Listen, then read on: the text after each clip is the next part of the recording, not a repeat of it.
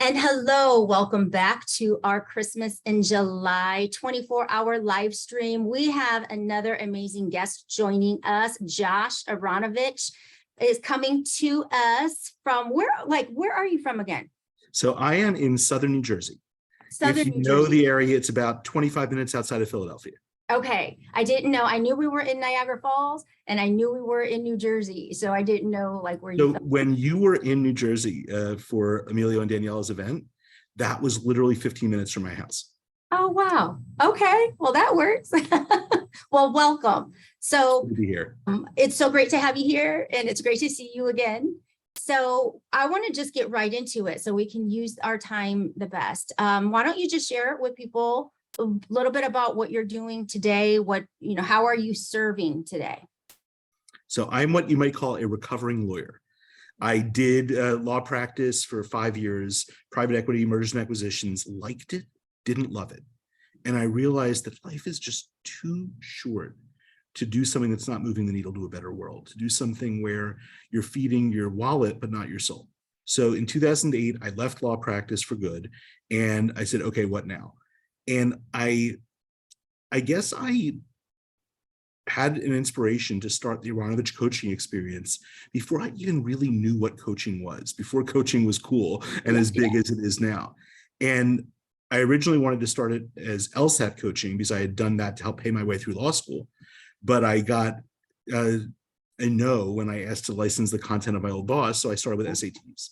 So I started with 3 kids around an old teacher's dining room table. Wow. And this was in late October 2008. And I've grown that since to over 1,600 teens and 20-somethings, where I've helped them master the SATs, master the LSATs, other standardized tests, get into the colleges and grad schools and careers of their dreams. But even though I have built a name for myself in standardized test coaching and academic coaching, ultimately it's about helping people grow into more powerful versions of who they are, helping them realize what they want and how to get it. And I'm gifted with standardized tests, but that's just a context to teach the stuff that really matters. And I'm blessed to have so many people that I've worked with over these last 14 years come back to me for help with different things and tell me that I taught them so much more than just the SATs, than just how to get into good schools. Do you think that in that process of teaching them the information or, the knowledge pieces, is it really teaching them a way to start believing in themselves? Absolutely. One of the biggest things I do is to believe in folks so hard that they can't help but start to believe in themselves. I love it. One of my gifts, I think, is the ability to see people, truly see people, both as they are and as they're capable of growing into. And sharing that vision with folks of what they're going to be capable of when they grow, and of helping them to want it so bad that they have to grow to get it. Yeah, they're not going to leave it on the table. Exactly. Oh, that's amazing. Because if the why is big enough, if you want it so bad you can taste it, but it's impossible right now, it literally forces you to grow so that it becomes possible. Yes. When people fail, they don't fail because the goal is too small or too big. They fail because the goal is too small. If it's too small, it doesn't inspire you out of your comfort zone. It doesn't shake you out of your complacency. But when that goal is so big, so impossible, you look at it and it scares the ever-living crap out of you. That's when you know it's the right thing. Yes, that's when you're planning yourself where you need to be to grow. So when you said that you decided, you knew you liked it, but you didn't love it, and you made that step, how long were you in that window? How long did you spend much time contemplating? Do you do this? Do you not? Or are you the type that was just nope? Once I made the decision, I gave them my 2 weeks notice within 3 weeks. Wow. Yeah. So that's how you just do it. Yeah. It's sometimes you just got to leap. Sometimes you've got to realize that where you are isn't serving you. And this can be a job, this can be a relationship, this can be habits and patterns. Yeah. But if where you are isn't serving you, sometimes you have to leap before you know where you're going to land. I love that. Trust yourself, trust the universe, trust your God, as you would put it. Trust that you will end up where you need to be if you take the actions you need to take. But if you stay still, it's not going to happen. It's not going to happen for you. I think that in many ways, God or the universe is the co-creator of our destiny. That when we take the action, the universe aligns and sort of puts the oomph behind it. Yeah, I do love that. It does take action. So you know me, I'm like pain, all into the pain things. Looking back, can you see, were there things that you experienced that at the time just seemed so hard that now you know that served you to get to doing what you love to do today? I have a little bit of a different take on that. Okay. And I think sometimes pain is very subtle. I mean, there are the big wrenching traumatic experiences that folks have, but not everyone has those. I think that a lot of the times the pain is the pain of boredom, the pain of complacency, that little sort of niggling pain of, you know what, I know I'm meant for more than this. And I think that pain can be even more devastating because it's often not big enough to force us to change. And so many times we put up with less than we deserve because we don't take our pain seriously. We don't trust that it's enough to be worth changing. Yeah. So sometimes for me, the reframe is not about the pain. It's about what is the greater pleasure? What is the greater impact? What is it going to feel like when we are living aligned with our full purpose? And it's not letting good be the enemy of great. Love it. I love that because I resonated right there in what you said, because for me, I remember knowing I was meant for more. Like just knowing there was more, but I wasn't going to make the change. The universe pushed me to have to change, so. Sure. But sometimes it doesn't. Sometimes we need to push ourselves. Sometimes we need to make that decision that we're not going to wait to be forced. Yep. And I find once you get through the one thing that you didn't think that you could do, then it's like, bring it on. Yeah, it's like, what's next? It's leaning into discomfort because that's where the growth happens. It's, I was just an amazing trip to Colombia. And one of the things that we did was we climbed La Piedra, the rock, which is this huge rock that sort of comes out of Gran Guatapé. And there's this steep winding staircase through it, and it's 750 steps from bottom to top. Wow. Now I've got crazy tight IT bands. I've got issues with my quads. I was in agony going up there, but there was no way I was going to stop. I love it. And that's a metaphor for all the things in life, that there are things that are not going to be fun as you're doing them. There are things that are going to try you to the very core, but those are the things you need to do to get to where you're capable of being.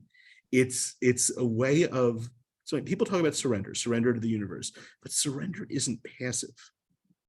Surrender means, as I see it, not taking no for an answer from the universe, but finding ways to swim downstream instead of upstream, swim with the currents rather than against them, but absolutely keep swimming. Love it. So God, tell me about that. Like, how was that when you?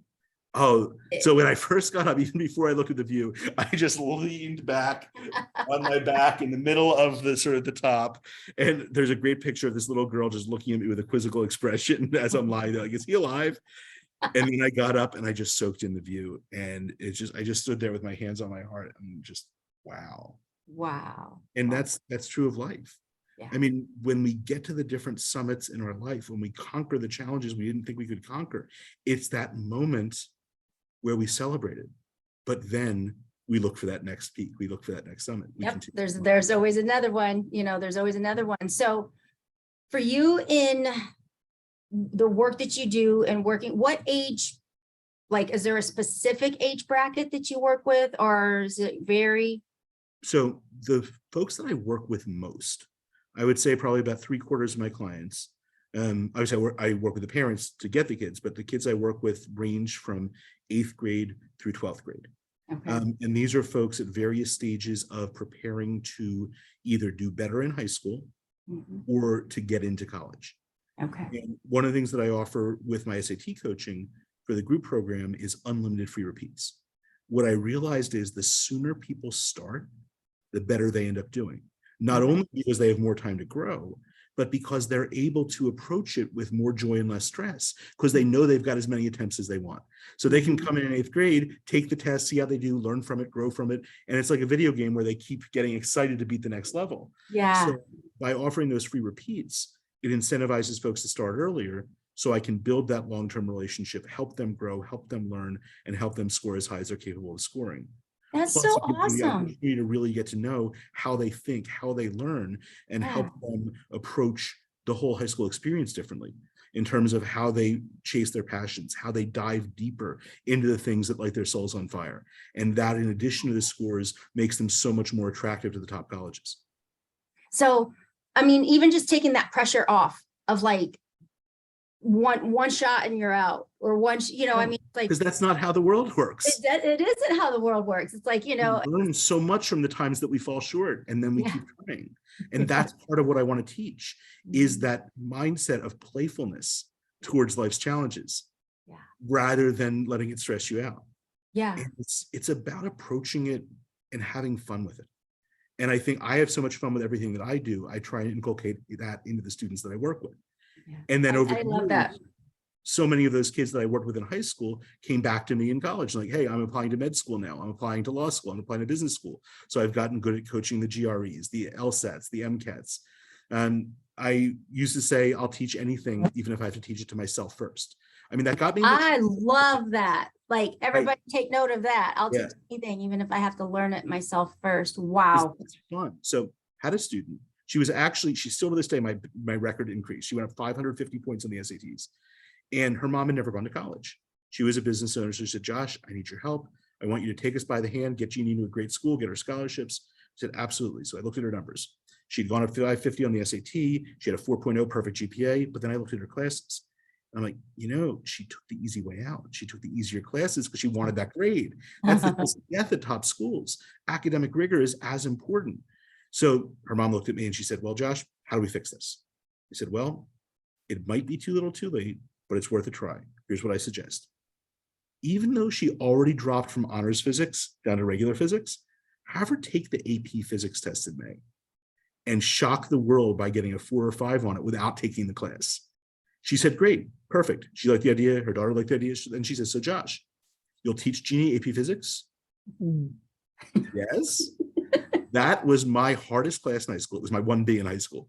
So I borrowed some books and I taught myself AP physics so I could teach it to Jeannie. She got her 4. She took 2 more AP classes as a senior. She got A's and a high B in them. And she got into University of Delaware honors program, biomedical engineering, kinesiology, double major. And she actually just graduated from University of South Carolina Med School about a month and a half ago. And now she's in Ecuador on a program where she's learning to be an OBGYN in developing countries so she can help folks without as much access to women's health. Look at that. Number one, I think it's amazing that that's the things that are happening in their lives. But the other part is that all this about them. Like, they're like your kids, Absolutely. People ask me if I have kids, and I'm like, yeah, over 1,600 of them. Because that's the thing. They're like, dang, Josh. Yeah. People ask me, what makes you different from other people that do SAT prep? And I'm like, I literally treat them as if they're my kids, because so much of this is about building a relationship where you lift people up and help them to grow and believe in themselves. And they can't do that if they don't know that you're not going to blow smoke, if you're not going to BS them. They need to feel that authentic regard and belief in them. And there's no substitute for that. You can't fake that. No. And even by you just bringing that point up, that's a huge piece that's just missing in general in this space, but other spaces, so much of it is just transactional. Yeah. And life is not transactional. I think more than anything, we want to feel seen, heard, understood, but we also want to connect. And people ask, what's the meaning of the life? I think the meaning of life is to forge those truly authentic connections, is to sort of connect with someone and recognize the spark of the divine in them. And I think that just elevates everything. And I think that being in sort of the space with people who are coaches, who are teachers, who are speakers, who are event planners, who for a living uplift and connect with others, at its best is such an empowering space. At That, its worst, it's transactional and people chasing dollar signs, and you can quickly see the difference. yeah, and it's even in certain times where you see the middle age, they're in their 30s or even 40s, and it's like a huge career change because they just did what they thought was the best safe thing and what kept everybody else happy. And now they're disaffected at best, miserable at worst. yeah. And it's funny because I was just at this event in Columbia that AJ Vassar hosted. It was amazing. Wow. And people are telling me, you can't just limit what you do to teens and 20-somethings. You've got to work with adults, especially people that want to sort of change their careers or reshape their lives. Because just the reaction to when I get up at an event like that and speak life into people, tell them my story of how and why I changed. You've heard the getting lost in Russia story, the getting lost in my career. It's just the way people resonate with that suggests that maybe I do have another focus in addition to my existing focus, where I help people to sort of intentionally shape the lives they want to live. And I think that it's so important because I don't believe it's ever too late. I don't believe there's ever a right or wrong time. Like, you just gotta go with where you truly feel you're gonna be happiest and have joy, have fulfillment, have all of it. And somewhere that's just gotten lost. And so I think it's great you're starting young, but I also think there is a huge need for adults to feel safe that they can, that there is help to do. And to learn from teenagers. So what I've learned from the 1600 teens I've worked with can help adults to live happier, more fulfilled lives as well. I think that so much of our society squashes our ability to listen to that spark of intuition, the things we feel called to do, the things that give us joy. But so much of life is learning to disregard that programming, disregard that conditioning, and actually chase the things that excite us. Because even if they don't end up where we think they're going to end up, they get us to a better place. Yes. Like Jim Rohn says about become a millionaire, not for the money, but for how you're going to grow in the process. And whether people are money motivated or not, chasing a bigger dream allows them to grow in a way they never could have foreseen. And that's beautiful. That's how we came to meet. Like, just so many people from growth and not even worrying about what was on the other side, just doing something that it looks fun, a step. Yeah. I mean, it's fun if you do it right. And I think we need to chase the things that are fun. So many times we let our lives become crowded by obligations and drudgery and just doing the same thing day after day, where we need to take the space to enjoy it. We need to take the space and do things that we would never do. Oh, I would never. Well, that's exactly why you should. And especially parents, folks that are devoting their lives to making their kids' lives better than their own. But you can't serve from an empty cup. You can't pour life into someone when yours has been sucked dry. And so important for parents to do the things that give them joy, to have healthy boundaries and create space for their own satisfaction, their own growth, and that puts them in a position to better show up for their kids. And I agree with that 100%. I mean, I kind of go by thinking the one thing my kids will know is that, like, do whatever it takes to build your dream. Like, do whatever it takes to bring your spirit joy, because they have seen me try a million things, and I love all of it, all of it. So if somebody were watching, right, that just was hearing you and it's like, yeah, Josh, man, I know there is more in me, but somewhere they just still don't believe. Like, what would you tell them, like, right now?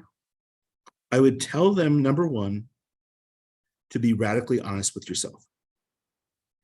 And I would tell them that there are obstacles in your life that you've created or allowed, but there are also obstacles that are there and are not your fault and are difficult. People that have kids with special needs that are very demanding of their time and can't work. People that have trauma from relationships, that have anxiety and depression. There are people that are really struggling with things, and it's not so easy to just snap out of it. That I think there's a toxic positivity in this space that ignores the very real challenges that people have. So what I would say is be honest with yourself about where you are and be honest with yourself about where you want to be. Don't prejudge that it's impossible. And then take one step. Yeah. That can be as simple as reaching out to someone that cares about you that's willing to help. That can be as simple as taking a shower and getting out of bed in the morning and then take a next step. Sometimes the next step doesn't reveal itself until you take the first one. And then once you're starting to get to a little bit of a better place, I think it's be radically honest with yourself and get that crystal clarity of what it is you want your life to be like. What does it look like when it's working? And then either on your own or with support, work through what it's going to take to get from here to there. What, not, oh, I could never, oh, that's impossible, but what would make that possible? What would I need to do X and how could I get it? There are supports out there. There are resources. There are people, friends, family, coaches, etc., that can help you transform a situation that's not working for you. But the very first step is that moment of decision that I'm not going to let it continue this way. That moment of decision. And that's really what it boils down to, right? Just, you got to decide. You don't know how, you don't know when, you don't know, but you know that you want it. You know that you can have it. If the why is important enough and you pay attention to the who, the what, when, and how finds a way to take care of itself. I love it. I love it. Thank you so much for taking time out of your day to join us here and be part of our circle of hope. I mean, thank you so much. This is beautiful. I love what you're doing with this. I love the energy you're putting out into the universe. And I'm so excited to hear the rest of the speakers. Yes, thank you so much. And we will be in touch because I know you got some big things coming up in a couple months. We'll see what happens. But yeah, definitely just keep feeding into just all these people. You're doing amazing. And it's just been an honor of mine to know you these past few months. Thank you. These last few months have been amazing, but one of the biggest gifts is developing a friendship with you. Oh, all right, Josh, I love you and we will see you soon. Thanks. Take care.